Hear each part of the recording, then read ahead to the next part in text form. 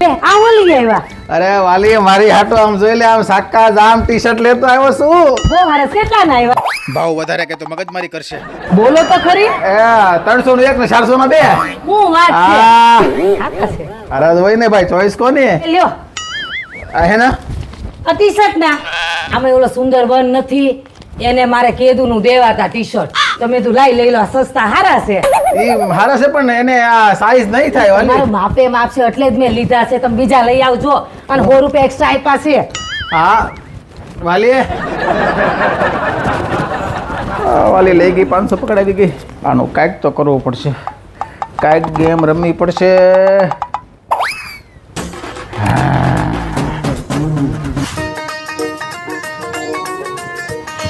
આ ટી શર્ટને પાછા આપી આની સાઈઝ નાની લેતો આવું. સુંદરવનને કાંઈ થાય નહીં, ફિટ પડશે એટલે પાછા આપી દે. 500 રૂપિયા તો એણે મને આપ્યા જ છે, એ હજી હજી ખાઈ જાય. વળી પાછા એક્સચેન્જ કરતો આવીશ હું મારા માપના. પહેરી લઈ કરી જલસા, મફતની મજા સાપરે ધજા. દિમાગ છે ઓ એ કંઈક થેલીમાં નાખવા દે નકર જોઈ જાય. હલો બબીતા ભાભી, તમે નતા કહેતા કે આમ શોપિંગ માટે સારી જગ્યા હોય તો કહેજો. અત્યારે છે ને હું વેરીફાઈડમાં આવી ગયો છું. અહીંયા લેડીઝ જેન્ટ્સ છોકરાઓ બધા માટે બધી વસ્તુ મળે અને 100 રૂપિયાથી ચાલુ થઈ જાય. હા હું તમને છે ને હમણાં એડ્રેસ વોટ્સઅપ કરી દઉં છું હો. હા તમે આવજો અહીંયા. પારુલ તું કાંઈ નહીં, એ તો એના હસબન્ડ છે ને ઓલી ચડ્યું નહીં, મતલબ એના ઓલા કપડાં લેવા હતા ને એટલે મને પૂછતા હતા, તો એને એડ્રેસ વોટ્સઅપ કરું છું એમ. હા હું પછી વાત કરવા તારે કામમાં છું. હા બાઈ પણ બધાય પોગી જાય. જો ભાઈ આ છે ને એક્સેલ છે, આમાં સેમ ટુ સેમ મને એમ સાઇઝમાં આપી દો. થેન્ક યુ વાલા. શેણા ખાશો વાલી? લાય લાય હું થોડા ખાવ. આ ઓલા સુંદરને થઈ રહ્યા બરાબર ટી શર્ટ? ના રે ના, ફીટ પડ્યા. હું તને કહેતો હતો વાલી, એ મારથી જાડો છે એને ફિટ પડશે. કાંઈ નહીં, એ ટી શર્ટને પાછા મંગાવી લે, હું પાછો આપતો આવી. અરે ના રે ના, પાછા આપવાની કાંઈ જરૂર નથી. પણ કેમ જરૂર નથી? જોઈ લ્યો. એ આ સુંદર 2 ને 3 ને માપો માપ આવી ગયા. આમ જોવો. એક કામ કરો, ઓલા 1 હાટું છે ને તમારે કરતા એક સાઈઝ મોટી લઈ લેજો ને વળી એ રહી ગયો છે. હા એ રજા પડતી જાય. હા લ્યો. જીજાજી થેન્ક યુ.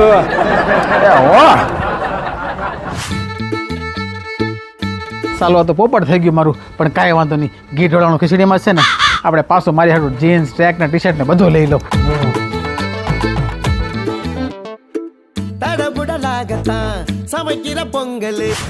આમ જો વાલી, હું વેરીફાઈડ માંથી છક્કા જામ કપડા લેતો આવ્યો.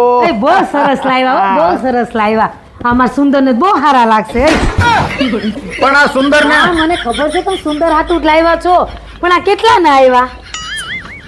2000 ના. તો મારે તમને 2000 આપવાના ને. હા પણ લઈ 2000 રૂપિયા. હું તમારી કોણ થાવ? તું મારી બાયડી થા, મારી વાઈફ થા, મારી પત્ની થા, ધંગની પણ થાવ.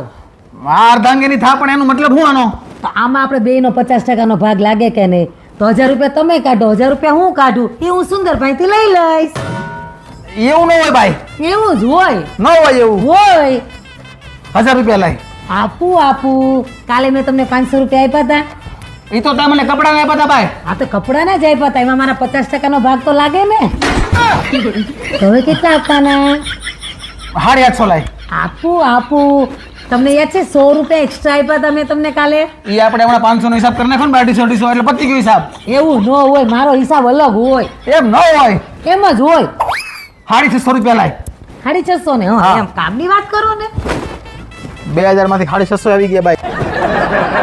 લ્યો પૂરા. આ કેટલા છે? 150. હા તો 650 દે. 500 રૂપિયા નથી અત્યારે છૂટા. છૂટા 500 નો છૂટા આને કહેવાય. આ તો હું આપી દઈશ ને, પણ આપી દઈશ એમ નહીં. તું મને ક્યારે મને પાક્કી તારીખ દે. તો તમે મને છે ને પાકી તારીખ પગારની આપો. 2 તારીખે પગાર થવાનો છે. તમારો પગાર જેવો મારા હાથમાં આવશે ને એવા જ હું તમને 500 રૂપિયા આપી દઈશ. આપણે હિસાબના પાક્કા છીએ. હું એટલે પણ મારા પગાર માંથી બને મને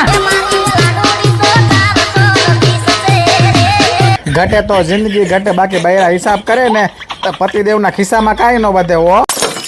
ભાઈ મારે તો લોચો થઈ ગયો, પણ તમારે લેટેસ્ટ ફેશનના એકદમ ટ્રેન્ડી કપડાં, એ પણ ફૂલ ક્વોલિટીમાં ને એકદમ રિઝનેબલ રેટથી, ભલે પછી જેન્ટ્સ માટે હોય કે પછી લેડીઝ માટે હોય, કે પછી કિડ્સ માટે હોય, બધા જ માટે તમને કંઈ ને કંઈ મળી જ રહેવાનું છે.